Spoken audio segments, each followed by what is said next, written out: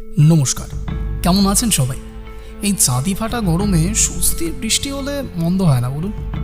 তা বৃষ্টি পড়বে কি পড়বে না সেটা তো প্রকৃতির হাতে, কিন্তু গরমটা কমানোর দায় কিন্তু কিছুটা আমাদের হাতে। কি বলেন? এই ধরুন, আজ আপনাদের একটা গল্প শোনাবো, কিন্তু পরিবর্তে কি চাই বলুন তো? কি ভাবছেন? শেয়ার? না, তা আবার সম্পূর্ণ আপনাদের হাতে। কিন্তু যদি গল্প ভালো লাগে তাহলে কথা দিন একজন ভিউয়ার্স অ্যান্ড লিসনার্স একটা করে গাছ লাগাবেন।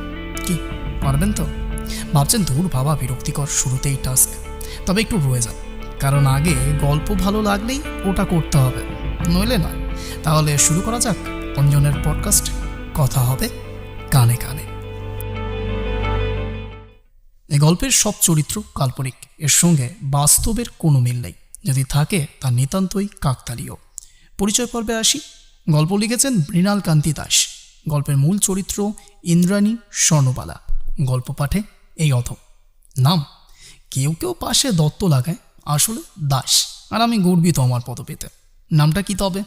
অঞ্জন দাস। শুরু করছি হ্যাপি মাদার্স ডে।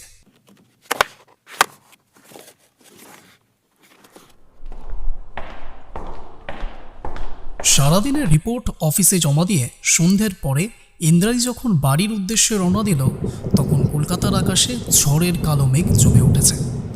অফিস পাড়ার ট্যাক্সি স্ট্যান্ডে এসে দেখল একটাও ট্যাক্সি বা গাড়ি নেই। এখন এই ক্লান্ত শরীরটাকে টেনে আবার এত দূর চৌমাথার মোড় পর্যন্ত নিয়ে যেতে হবে বাস ধরার জন্য। উফ, ভাবতেই যেন রাস্তার ওপরে বসে পড়তে ইচ্ছে করলো ইন্দ্রাণীর। সেলসের চাকরিতে সারাদিন এমনই কম ধকল যায় না। তারপর এখন যদি এতখানি হেঁটে গিয়ে ভিড় বাসে উঠে প্যাচ প্যাচে গরমের মধ্যে লোকের কনুইয়ের গুঁতো খেতে খেতে যেতে হয়, তাহলে বাড়ি গিয়ে আর রান্নাবান্না করতে হবে না, না খেয়েই রাতটা কাটাতে হবে। ভাবতে ভাবতেই আকাশের দিকে একবার তাকালো সে। মেঘ আরও ঘন কালো রং ধারণ করেছে।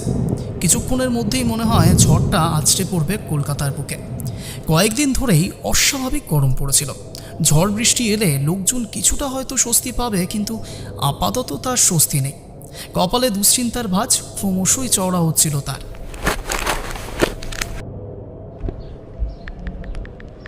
ফোন বের করে ক্যাব ভাড়া করার সিদ্ধান্ত নিল সে। বেশি ভাড়া লাগে লাগুক, আপাতত এছাড়া আর কোনো উপায় নেই ইন্দ্রাণীর। কিন্তু ভাগ্য আজ বিরূপ, একটাও ক্যাব পাওয়া গেল না। সবাই রিফিউজ করে দিচ্ছে। ওদের আর দোষ কি? এই আসন্ন দুর্যোগে ওরাও বাড়ি ফিরতে পারলে বাঁচে। দমকা হাওয়া কুড়ি মেরে চলেছে। পুরনো গাছের শাখাগুলো কিশকিশ শব্দ করে কাঁপছে। পথ চলতি কিছু মানুষকে ছুটোছুটি করতে দেখে সম্বিত ফিরলে ইন্দ্রাণী দেখল প্রচণ্ড জোরে ঝোড়ো হাওয়া বইতে শুরু করেছে। বাধ্য হয়েই দৌড়ানো শুরু করলো সে, একটা নিরাপদ আশ্রয়ের সন্ধানে। এই ঝড়ের মধ্যে মাঝ রাস্তায় দাঁড়িয়ে মরবে নাকি? কিন্তু চারপাশে কোনো দোকান বা ছাউনি দেখা যাচ্ছে না। হঠাৎ করেই এক বিদ্যুৎ ঝলকানি, অচিরেই তীব্র গগনভেদী আর্তনাদ। ভয় পেয়ে ইন্দ্রাণী চিৎকার করে উঠল। কানের দুপাশে হাত দিয়ে কয়েক মুহূর্তের জন্য বসে পড়েছিল সে। পরিস্থিতিটা সামনে নিতেই আবার ছুটতে শুরু করলো। কতক্ষণ দৌড়েছিল খেয়ালই নেই। হঠাৎ করেই লোডশেডিং। চারিদিক অন্ধকার হয়ে যেতেই থমকে দাঁড়ালো সে। এবার কি করবে? কোথায় যাবে?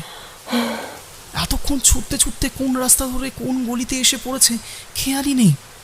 চারিদিকে একবার ভীত চোখে তাকিয়ে নিল সে। আগুনের মতো গনগনে লাল হয়ে আসা মেঘের অস্পষ্ট আলোতে যতটুকু দেখা যাচ্ছে তাতে রাস্তার দুধারের পাশাপাশি বেশ কয়েকটা পুরনো আমলের বাড়ি দেখতে পেল। এগুলোতে আদৌ মানুষ বসবাস করে কিনা বোঝা যাচ্ছে না। কোনো বাড়িতেই কোনো আলোর দেখা নেই, এমনকি কোনো মানুষের সারা শব্দও পেল না সে। কোথায় যাবে? কাকে ডাকবে?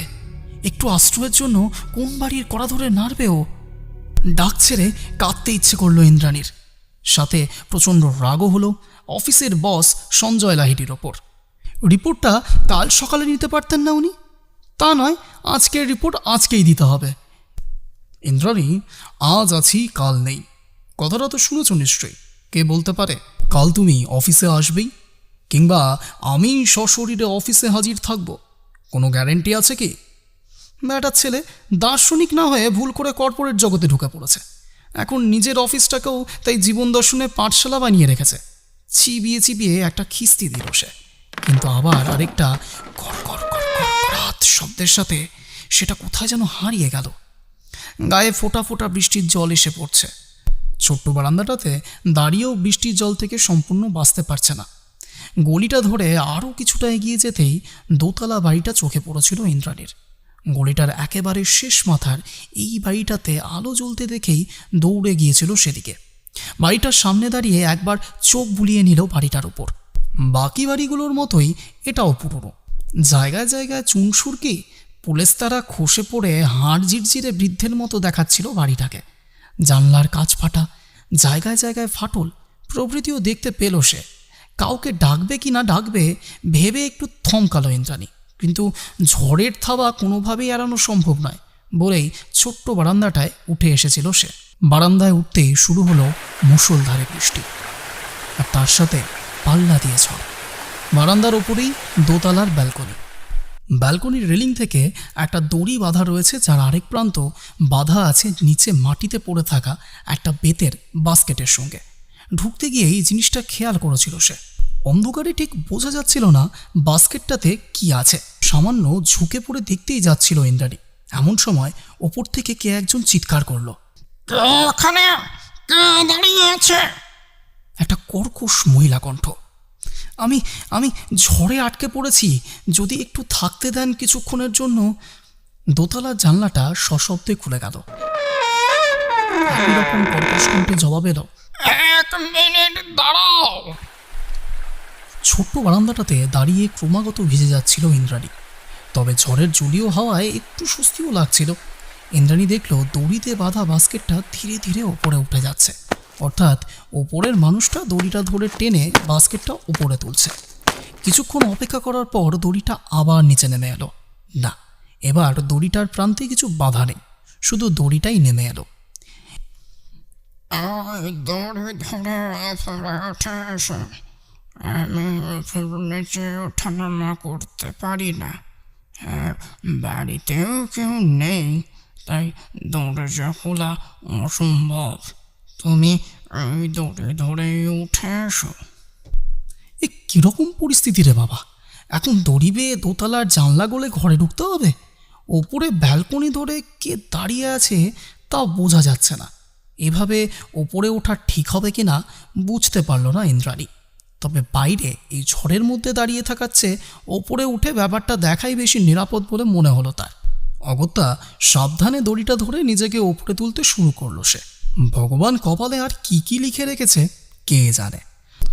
অনেক কষ্টতের পর যখন উপরে উঠে এলো, তখন ও দেখল রেলিং ধরে দাঁড়িয়ে আছে সাদা শাড়ি পরিহিতা এক বয়স্ক মহিলা। ভদ্রমহিলার চেহারা রুক্ষ, বয়স 70-এর আশেপাশে বোধহয়। অস্থিসার দেহ, চোখ দুটি কুটরাগত কিন্তু অসম্ভব উজ্জ্বল। দেখলে মনে হয় যেন সারা দেহের সমস্ত শক্তি ওই চোখ দুটিতে এসে কেন্দ্রীভূত হয়েছে। ওনার সাথে একবার চোখাচোখি হতেই শিউরে উঠে চোখ নামিয়ে নিল ইন্দ্রাণী। ভদ্রমহিলা হাত বাড়িয়ে ইন্দ্রাণীকে ঘরের ভেতর ডেকে নিল। এসো এসো। আবার সেই কর্কশ কণ্ঠস্বর। ঘরের ভেতর ঢুকলো ইন্দ্রাণী। ঘরটা ছোট কিন্তু পরিষ্কার। এক কোণে একটা ছোট চৌকির ওপর বিছানা করা, তার উপর একটা বালিশ। চৌকির সামনে মেঝেতে একটা মাদুর পাতা। ঘরে আসবাব বলতে শুধুমাত্র অন্যদিকে একটা টিনের ট্রাঙ্কের ওপর রাখা সেই বেতের বাস্কেটটা। এখনো ঠিক বোঝা যাচ্ছে না কি আছে তার মধ্যে, তবে বোঝা যাচ্ছে ভদ্রমহিলা এখানে একাই থাকেন। এসো, বসো বলেই তিনি বিছানার উপর রাখা বালিশটি একদিকে সরিয়ে দিয়ে জায়গা করতে লাগলেন। আমি তো অনেকটাই ভিজে গিয়েছ দেখছি। আবার বলে উঠলেন ভদ্রমহিলা। হ্যাঁ, ওই আর কি, ঝড়ের থাবা থেকে যে নিজেকে বাঁচাতে পেরেছি এটাই তো অনেক। আপনাকে অনেক ধন্যবাদ, বুঝলেন, আমাকে আশ্রয় দেওয়ার জন্য। না হলে যে কোথায় যেতাম ভাবতেই পারছি না। এমন কি, আসলে আমার হাঁটুতে অনেকদিন ধরে বাতের ব্যথা, তাই ওপরে নিচ করতে পারি না। ওই যে বেতের বাস্কেটটা দেখছো, প্রতিবেশীরা ওটাতেই আমার প্রয়োজনের জিনিসপত্র দিয়ে যায়, আর আমি দড়ি ধরে টেনে ওপরে নিয়ে আসি। আর তোমাকেও কষ্ট করে তাই উঠে আসতে হলো। না না, ঠিক আছে, ঝড় জল থেকে যে বাঁচতে পেরেছি এটাই তো অনেক। তা আপনার কেউ নেই, মানে নিজের কেউ? যে আপনার দেখাশোনা করতে পারে? একটু অবাক হয়েই প্রশ্ন করে ইন্দ্রাণী। ভদ্রমহিলা অন্যদিকে তাকিয়ে কি যেন ভেবে নেয় কিছুক্ষণ, তারপর একটু হেসে বলে, তুমি চা খাবে তো? দাঁড়াও, আমি তোমার জন্য চা করে আনি। বলেই তিনি দ্রুত পদে চলে গেলেন অন্য একটা ঘরের দিকে। আশ্চর্য, উনি কি এড়িয়ে গেলেন তার প্রশ্নটা, নাকি এসে বলবেন? কি জানি, কিছু একটা ভাবতে ভাবতে অন্যমনস্ক হয়ে পড়েছিল ইন্দ্রাণী। চটকা ভাঙল ওনার ঘরে আসার শব্দ। ইন্দ্রাণী হাতে একটা কাপ ধরিয়ে নিজেও একটা কাপ নিয়ে বসলেন। আমার নামটাই তো জানা হলো না, কি নাম তোমার? প্রশ্ন করলেন ভদ্রমহিলা। আমার নাম ইন্দ্রাণী সান্যাল, গড়িয়াতে আমার বাড়ি। এই পাড়ার কাছেই একটা অফিসে সেলসের চাকরি করি আর কি। তা বেশ, আমার নাম স্বর্ণবালা মুখার্জি। তুমি জানতে চাইছিল না আমার নিজের কেউ আছে কি না? নিজের বলতে একমাত্র ছেলে ছিল আমার, স্বর্ণায়ু মুখার্জি। সেও 16 বছর আগে চলে গেছে। ইন্দ্রাণীর মনে হলো আর বেশি কিছু জিজ্ঞেস করাটা ঠিক হবে না। সে চুপ করে চায়ের কাপে চুমুক দিতে থাকলো। বাইরে ঝড় বৃষ্টির তীব্রতা আরও বেড়েছে। চা খাওয়া শেষ করে ব্যালকনিটার ধারে এসে দাঁড়ালো ইন্দ্রাণী। দূরে কোথাও একটা হুড়মুড় করে গাছ ভেঙে পড়ার শব্দ। কখন এই দুর্যোগ থামবে আর কখনো বাড়ি যেতে পারবে জানে না। ছোটবেলা থেকে বড্ড সাহসী ছিল জানো আমার ছেলেটা।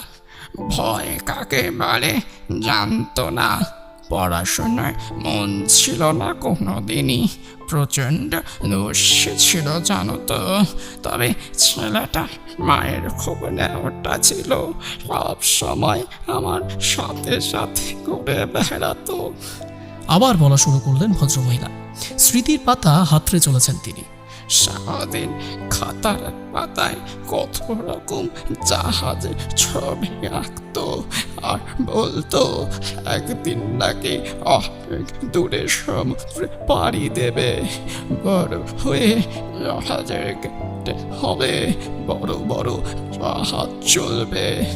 বিশ্বাস করো, কোনো সাধারণ ঘরের বাঙালি ছেলের মধ্যে এমন স্বপ্ন দেখার কথা কোনোদিনও শুনিনি।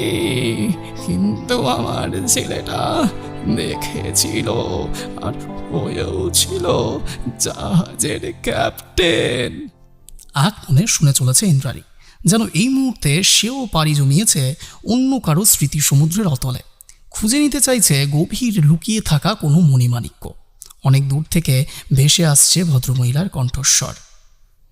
অমাস 8 মাসে একবার বাড়ি ফিরত সে, তাও আবার কয়েক দিনের জন্য। কোনোবার 1 বছরের বেশি সময় বেঁচে ফিরে আসতে। যতবার সে বাড়ি থেকে বেরোতো ততবার আমার বুকটা খালি হয়ে যেত। ভয় হতো, এই বুঝি এই বাড়ি শেষ দেখা ছেলেটার সাথে। এবার ফিরবে কিনা কে জানে। যতই হোক মায়ের মন তো। প্রথম তো রাতের পর রাত ঘুম হতো না, পরে অবশ্য রয়ে গেছিল। তারপর যখন সে ফিরে আসতো তখন যেন আমার প্রাণটাও আমার ধরে ফিরে আসতো। আর প্রতিবারই এসে সে বলতো দাদুর সমুদ্রে ভেসে বেড়ানোর গল্প, কালান্তক ঝড়, বড় বড় ঢেউ পেরিয়ে গন্তব্য পৌঁছানোর গল্প, নিজের অসামান্য দুর্জয় আর সাহসিকতার গল্প। আর যতবার সে সব গল্প করত ততবার আমার বুকটা গর্বে ভরে উঠত। বলেই মহিলা মাথা নিচু করে চুপ করে রইলেন। হয়তো স্মৃতি রোমন্থন করতে গিয়ে নিজের হারিয়ে যাওয়া মাতৃত্বটা আরও একবার অনুভব করছেন তিনি। ইন্দ্রাণী একটু সময় দিল ভদ্রমহিলাকে সামলে ওঠার জন্য। ততক্ষণে বাইরে বৃষ্টির বেগ কমে গিয়েছে, হাওয়ার গতিও আর তেমন নেই বললেই চলে। এই বেলায় উঠে পড়বে কিনা একবার ভাবে ইন্দ্রাণী। ওদিকে ভদ্রমহিলার ছেলের কি হলো সেটা শোনার জন্য যথেষ্ট কৌতূহল অনুভব করছে সে। কিছুক্ষণ থেকে যাওয়াই যাক বরং, ততক্ষণে বাইরে হয়তো বৃষ্টিটাও একদম কমে আসবে, আর এদিকে ভদ্রমহিলার বাকি কথাটাও শোনা হয়ে যাবে। এই ভেবে চুপ করে বসে রইল সে। ভদ্রমহিলা এবার একটু নড়ে চড়ে বসলেন। আজ থেকে 16 বছর আগে শেষবারের মতো এসেছিল, সেইবারের যেসে গেল, তারপর আর এলো না। কোনো খোঁজ পাইনি কিছুদিন। অনেক খোঁজ খবরও করেছিলাম ছেলেটার, কোথায় গিয়েছে, কিভাবে হারিয়ে গেল তা জানা যায়নি। পরে ওর এক সুবন্ধীর কাছ থেকে খবর পেয়েছিলাম যে আটলান্টিক মহাসাগরের উপর দিয়ে যাওয়ার সময় প্রবল ঝড়ের মুখে পড়ে নাকি চিরদিনের মতো তার শরীর সমাধি হয়েছে।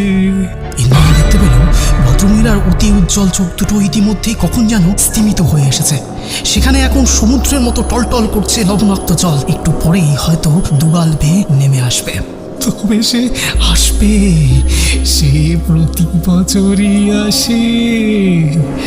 বলেছিলাম না, সে তার মায়ের বড্ড ন্যাংটা ছিল, মৃত্যুর পরও সে ভোলেন তার মাকে।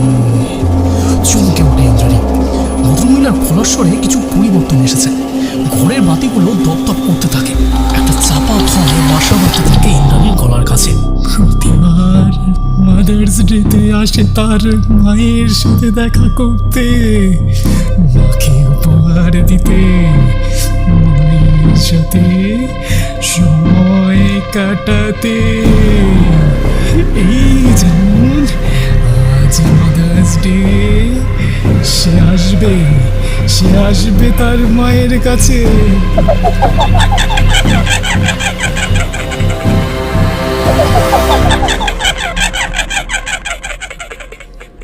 এক অমানসিক হাসির শব্দ রোল ওঠে সারা ঘর জুড়ে।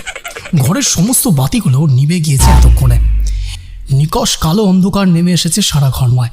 স্বর্ণমালা দেবী কোথায় আছেন বোঝা যাচ্ছে না। ক্রমাগত হাসির শব্দ হয়েই চলেছে, কিন্তু তা ঘরের ঠিক কোন দিক থেকে আসছে ঠাও হচ্ছে না। চারিদিক হাতড়াতে শুরু করে ইন্দ্রাণী, কিন্তু কিছুই তার হাতে থাকে না। এসেছে, সে এসেছে। ওই শুনো, দড়ি ধরে ওঠার শব্দ। একটু পরে দেখা যাবে ব্যালকনি বেয়ে উঠছে তার শরীরটা। বাবা আয়, কতদিন দেখিনি বলতো তোকে।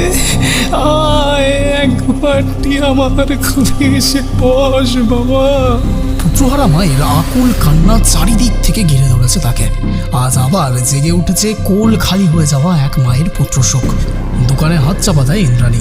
সেই অবস্থাতেই ভীত চোখে ব্যালকনির দিকে তাকালো সে, আর সঙ্গে সঙ্গেই ভয়ের একটা ঠান্ডা হিমেল স্রোত বয়ে গেল তার শিরদাঁড়া বেয়ে।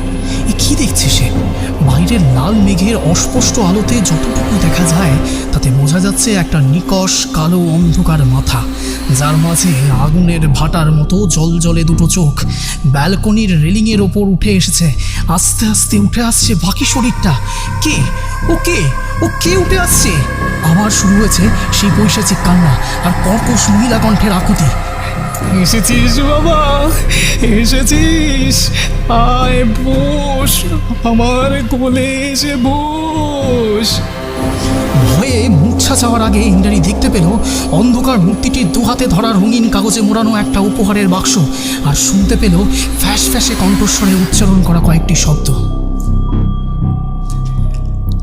হ্যাপি মাদার্স ডে মা।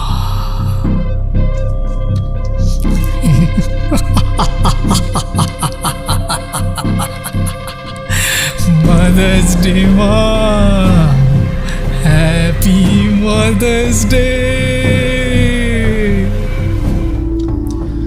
অফিসের অধস্তন কর্মীদের নিয়ে একসাথে দাঁড়িয়ে টিভিতে ইন্দ্রাণী সান্যালের মৃত্যুর খবরটা দেখছিলেন সঞ্জয় লাহিড়ী।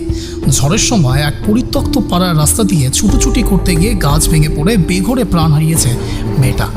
মুখ দিয়ে একটা চুকচুক শব্দ করে বাকি কর্মীদের উদ্দেশ্যে বললেন, আমি তো কালকে মেয়েটাকে বলেছিলাম আজ আছি কাল নেই, কিংবা আজ আছো কাল নেই। আমাদের এই পডকাস্ট কেমন লাগলো তা অবশ্যই জানাবেন, সে ভালো হোক কিংবা খারাপ। দেখা হচ্ছে খুব শিগগিরই অন্য কোনো গল্প নিয়ে। আর সেসব কিছু মিস না করতে চাইলে যারা ফেসবুকে শুনছেন তারা ফলো, আর যারা ইউটিউবে শুনছেন তারা সাবস্ক্রাইব করে রাখুন। আর হ্যাঁ, এতটুকু যখন শুনেই ফেলেছেন নিশ্চয়ই ভালো লেগেছে আশা রাখি। গাছ লাগাতে ভুলবেন না যেন। অঞ্জনের পডকাস্ট, কথা হবে কানে কানে।